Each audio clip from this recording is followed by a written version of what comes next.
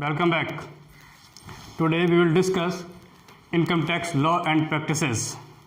And in previous lecture we were discussing perquisites. What are the perquisites? What is the meaning of perquisite? And how the taxability is determined on different types of perquisites. कि perquisites क्या होते हैं, perquisites के ऊपर कैसे tax liability create होती है, कैसे उसको कैलकुलेट करते हैं, असर्टेन करते हैं, और types of perquisites. So we are discussing the types of perquisites कि परक्यूजिट्स कितने प्रकार के होते हैं. तो as we already discussed that there are 3 types of perquisites. First, perquisites which are taxable for all employees. Second, perquisites which are taxable only for specified employee. And third, perquisites which are not taxable for all employees. You can say the exempt perquisites. कि पहले perquisites वो हैं जो अगर किसी employ को मिल रहे हैं वो सभी के लिए टैक्सेबल हैं, कोई भी एम्प्लॉय हो. दूसरे हैं कि perquisites taxable for specified employee. उस कैटेगरी में स्पेसिफाइड एम्प्लॉय हैं, कुछ स्पेसिफिक एम्प्लॉयज़ हैं, उनके लिए ही वो परक्यूजिट टैक्सेबल हैं. और अगर उस कैटेगरी से कोई बाहर का एम्प्लॉय है और उसको वो परक्यूजिट मिल रहा है तो वो उसके लिए टैक्सेबल नहीं होगा. और तीसरी कैटेगरी थी, थर्ड टाइप ऑफ परक्यूजिट था कि exempt perquisites for all the employees. वो सभी के लिए जो है एग्जेम्प्ट परक्यूजिट होगा. जैसे कि स्कॉलरशिप ही मान लीजिए, अगर किसी को स्कॉलरशिप मिल रही है तो स्कॉलरशिप जो है एग्जेम्प्ट है. तो इस तरीके कुछ हैं, मैं बताऊंगा. तो फर्स्ट कैटेगरी हम डिस्कस कर चुके थे. In the last lecture we have discussed first kind of perquisites, that is perquisites which are taxable for all employees. कि जो perquisites सभी एम्प्लॉय के लिए, each and every employees के लिए जो है वो taxable है, we have already discussed. Today we will discuss perquisites taxable for specified employee.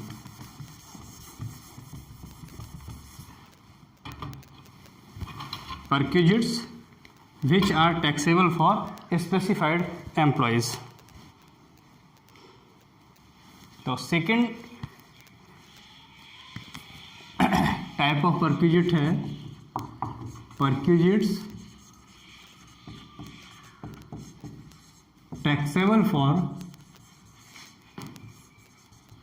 Specified employees. Specified employees. अब इसमें कौन कौन से परक्यूजिट्स आते हैं मैं नोट कराता हूं, आप भी नोट कर लीजिए, फिर उनको मैं एक्सप्लेन कर दूंगा. पहले जैसे फर्स्ट है आपका फैसिलिटी ऑफ मोटर कार. अगर किसी को मोटर कार की फैसिलिटी मिल रही है तो वो स्पेसिफिक एम्प्लॉय को ही मिलती है, सभी एम्प्लॉय को ये फैसिलिटी नहीं मिलती है. दूसरा, perquisite of free domestic servant. अगर आपको घर में कोई सर्वेंट आपको प्रोवाइड किया गया है और उसकी सैलरी भी आपको नहीं देनी है, it is free for you. Third आता है valuation of gas, electricity and water. इसका पेमेंट भी अगर आपको नहीं करना पड़ रहा है एम्प्लॉय को, आपको गैस भी प्रोवाइड की हुई है, फ्री इलेक्ट्रिसिटी भी प्रोवाइड की हुई है और फ्री वाटर भी प्रोवाइड किया हुआ, तो it is A perquisite that is provided to the specific employees. It is not provided to all the employees, right? Fourth आपका आता है perquisite of the free education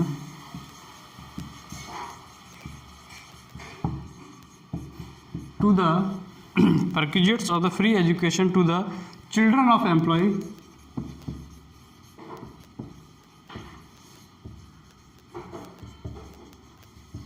अगर एम्प्लॉय की बच्चों की पढ़ाई के लिए, एजुकेशन के लिए कोई बेनिफिट दिया जा रहा है तो. नेक्स्ट आपका आता है free transportation facility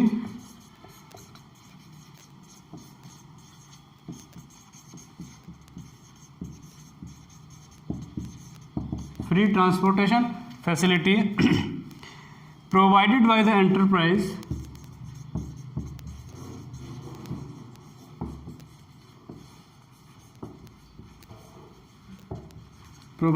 enterprise involved in transport business.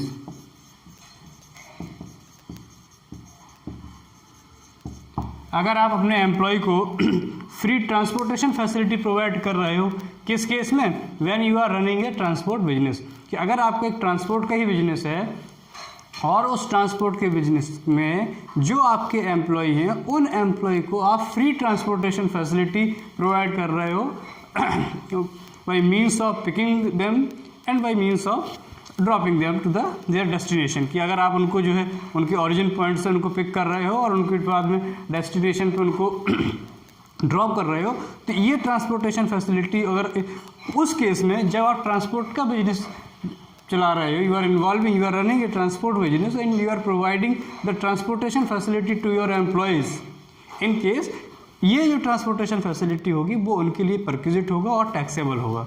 ठीक है, नेक्स्ट आपका आता है valuation of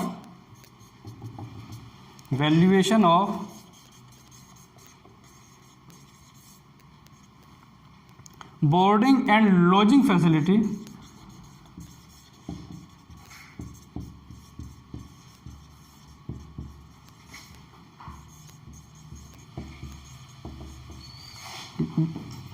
to employees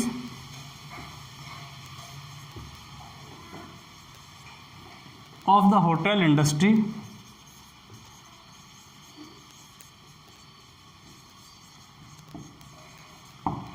hotel industry की जो भी एम्प्लॉयज़ होते हैं उनको जो भी बोर्डिंग और लॉजिंग फैसिलिटी प्रोवाइड की जाती है, it is a benefit and it will be a taxable under the head of salary of that employee. उन एम्प्लॉय को वो फ्री नहीं मिल रहा है, वो अकोमोडेट किया जा रहा है, that is being accommodated to them to the employees who are involving in the hotel industry. और अगर वही होटल उनको वो बेनिफिट दे रहा है, परक्विजिट दे रहा है, तो वो उसका वैल्यूएशन होगा और उस वैल्यूएशन को उनकी सैलरी में ऐड किया जाएगा and it will be taxable under the head of salary. Next आपका आता है allotment of shares and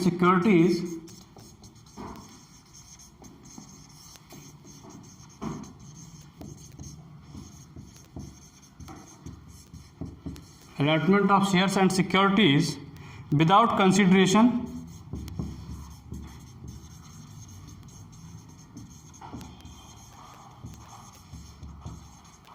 or at a concessional rate।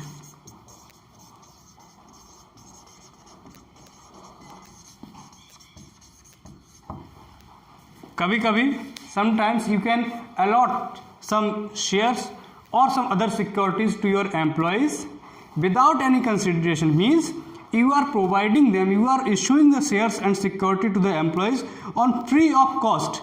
It means you are not charging any single penny of money, even then you are giving them security or shares, or you are issuing the security or shares at a very concessional rate। या तो आप उनको free issue कर रहे हो या उनको बहुत बड़ी छूट पर, डिस्काउंट पर, कंसेशन पर दे रहे हो, तो it will B an income. उसका वैल्यूएशन होगा किसका? शेयर्स और सिक्योरिटी का वैल्यूएशन किया जाएगा। The valuation will be made of such shares and security and that valuation will be added to their income, that is salary, and then it will be taxable under the head of salary। कि अगर आप किसी company में employ हैं, if you are an employee in a particular company that is listed, that issue the shares or securities, और उस company ने in addition to salary के अलावा आपको कुछ शेयर्स और दूसरी सिक्योरिटी इशू की हुई है, या तो उसको फ्री इशू किया हुआ है, यानी कि आपको कुछ पेमेंट नहीं करना है, but it will be issued to you in favour of you, और अगर आपको, और दूसरा फ्री ऑफ कॉस्ट नहीं है बट एक कंसेशनल रेट पर, एक डिस्काउंट पर है, तो उस डिस्काउंट का अमाउंट भी वैल्यूएशन होगा उस डिस्काउंट के अमाउंट का, और फिर उस वैल्यूएशन को आपकी सैलरी में ऐड कर दिया जाएगा, आपके ग्रॉस इनकम में ऐड कर दिया जाएगा, and then it will be taxable under the head of salary.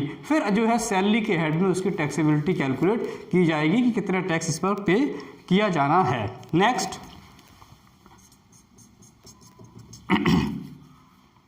Value of any other perquisite.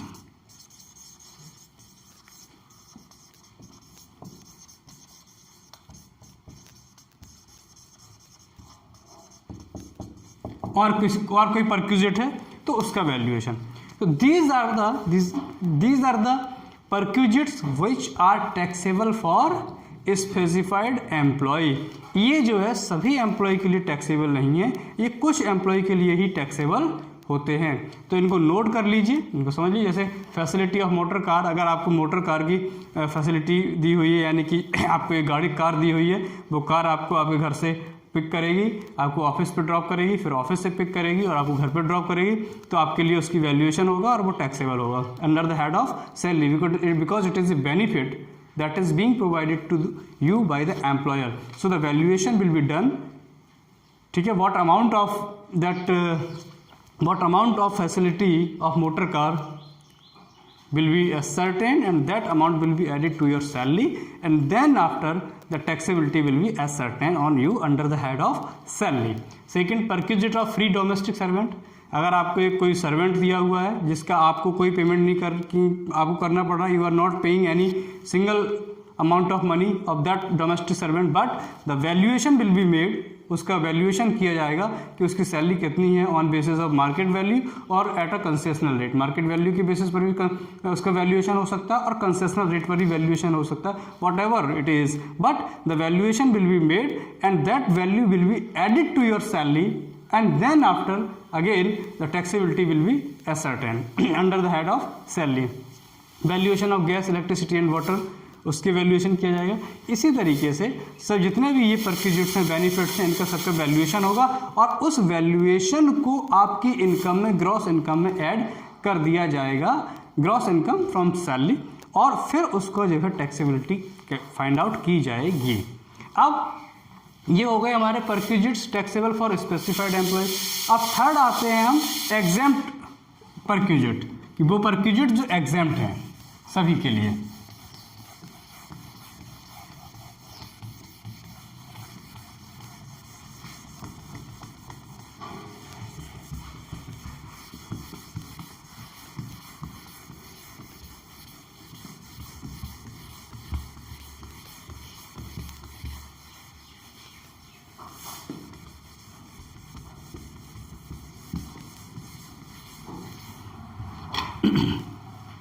अब थर्ड आते हैं हम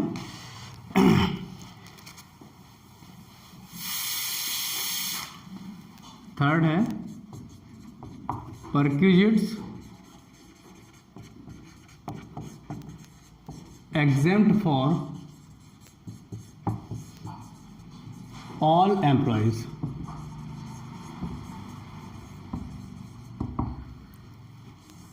यानी कि ये किसी को भी मिल रहा हो, एग्जेम्प्ट है, उस पर टैक्स नहीं देना है।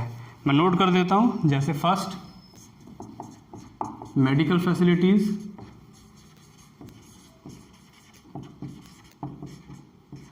अब ये मेडिकल फैसिलिटी तभी परक्यूजिट माना जाएगा और एग्जेम्प्ट होगा जब आपका ट्रीटमेंट किसी गवर्नमेंट और सेमी गवर्नमेंट हॉस्पिटल में हो रहा हो और उसमें आपको बेनिफिट दिया जाए, तो वो परक्यूजिट होगा और वो एग्जेम्प्ट होगा, ठीक है। सेकंड आपकी आता है facility of refreshment,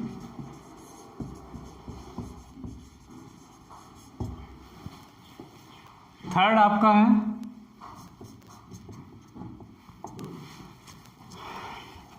facility of entertainment,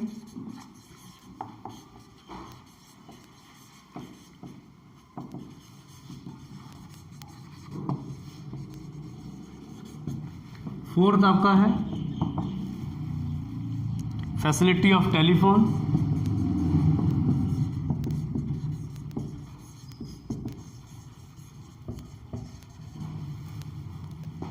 fifth free meal,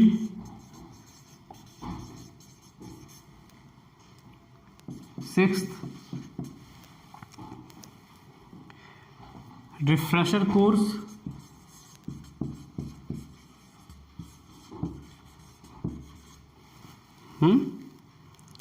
seven,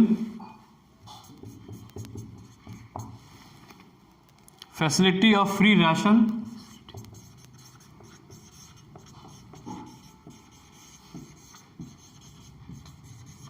facility of free ration to the members of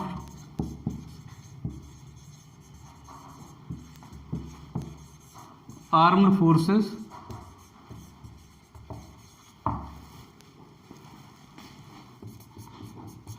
eighth आपका है perquisite for employees,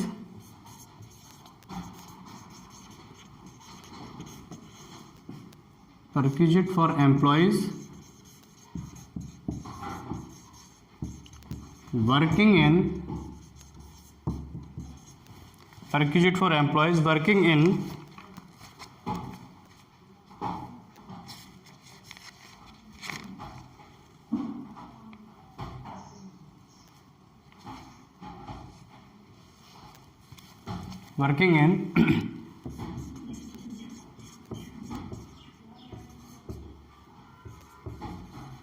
transport business,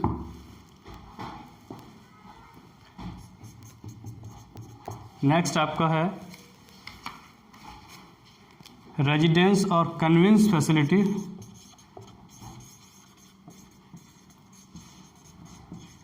residence और convince facility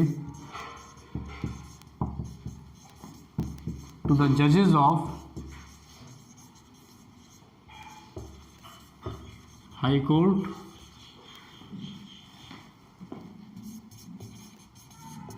and Honorable Supreme Court.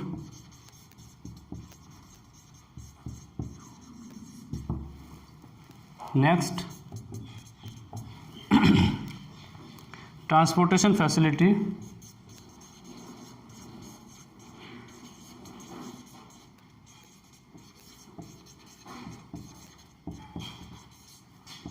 to the employees.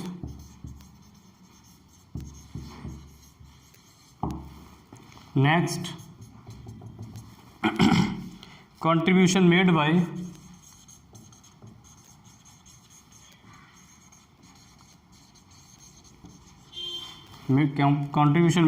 employer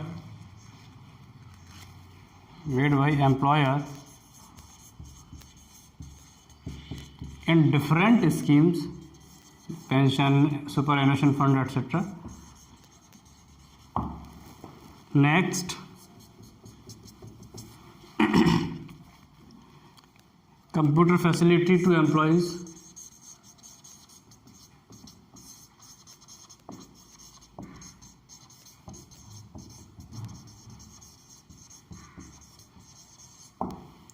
next, payment of accident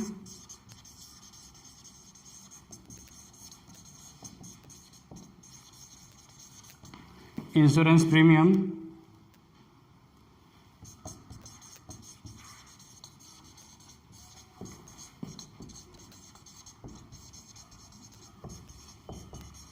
to the employees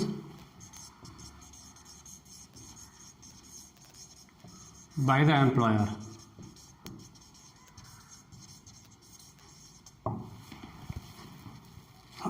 तो ये कुछ हो गए आपके tax free perquisites.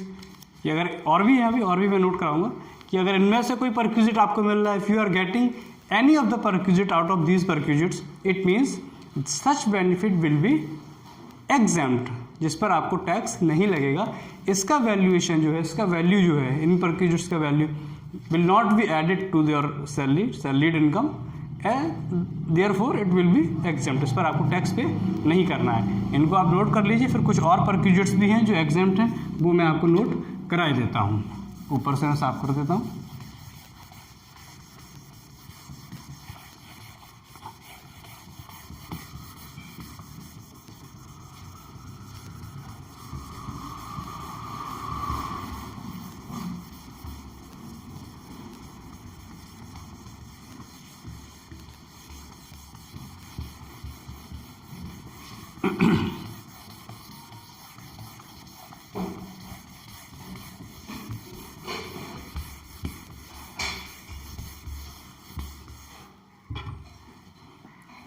Last slide में 13 परक्यूजिट्स तक हो गए थे, फिर नेक्स्ट 14th आपका है फैसिलिटी ऑफ लोन,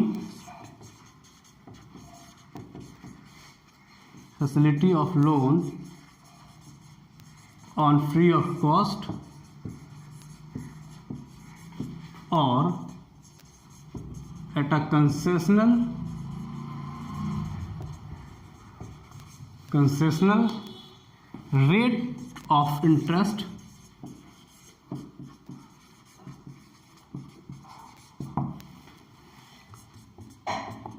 नेक्स्ट है आपका tax paid by the employer, tax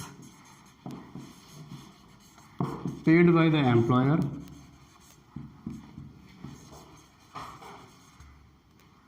tax paid by the employer as perquisite।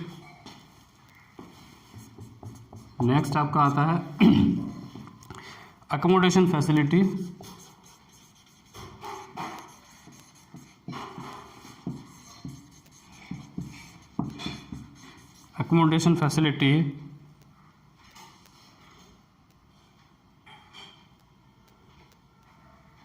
accommodation facility to remote areas,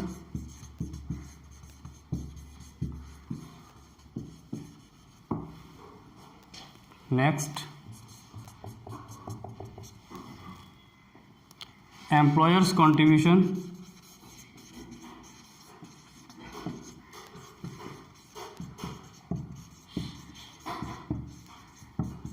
to group insurance scheme,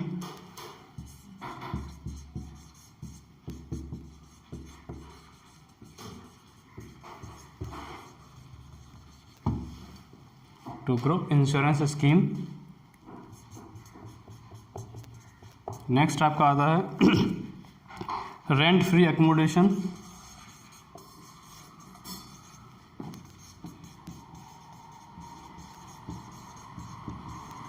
to the member of parliament, सांसद लोग,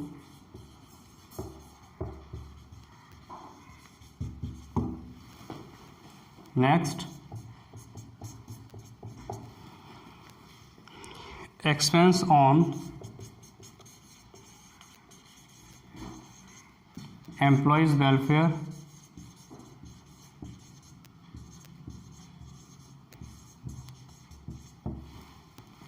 next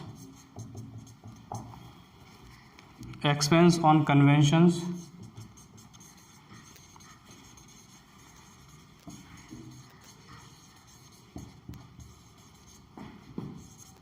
and conferences,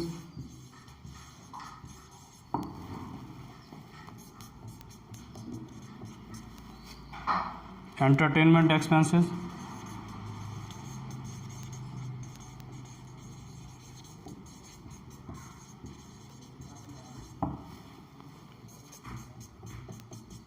and last one is scholarship. So these are the exempt perquisites. There are 22 different perquisites which have been classified under the exempt perquisite for all employees. इनमें से कोई भी perquisite किसी भी employ को मिल रहा हो that will be exempt। वो exempt है, उस पर टैक्स नहीं लगेगा।